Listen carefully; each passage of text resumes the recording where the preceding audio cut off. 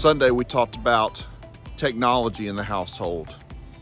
And while you would think technology may be something you want to restrict, the thing I took away the most from our time together is a discussion about how to help our children use these technology devices for their good and setting up principles, habits, and practices to do so. You know, so many times the reason technology is such a danger is because we as parents are very haphazard in the way we think about screen time, whether that's television, iPads, phones, the way we think about access to the internet. And we're not the first generation to sometimes give too much access to the World Wide Web when our children are not prepared to handle that access. Somebody in class Sunday compared it to driving a car. You know, and we spend time training and helping our children understand the importance and the responsibility of driving a car. But giving them that responsibility too early would be detrimental to their health. The same thing is true when it comes to technology.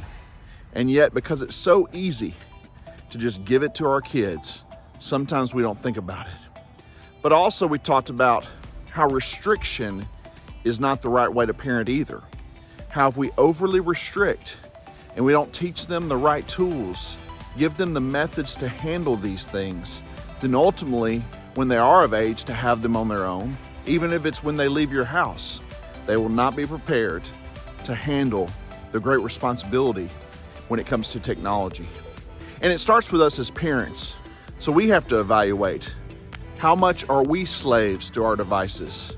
Do we use our devices for productivity, or are we slaves to them by mindlessly scrolling, watching endless TV, not ever doing anything productive because our devices steal our attention? And as we develop good habits, then we as parents can teach our kids good habits as well. And so I love the discussion, and I pray that's the spirit and you'll lead your household in.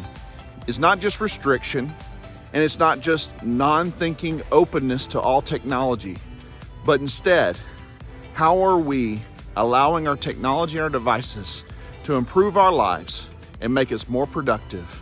And how are we allowing that in our children's lives as well? I hope that helps you. Please, if you haven't checked out the study, you have access, if you're not in my group, to do so for a short time. Check it out.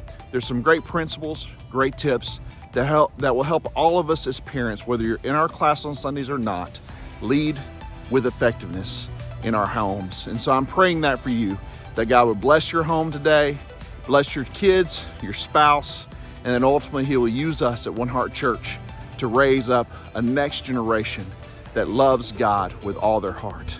So I'm praying for you today.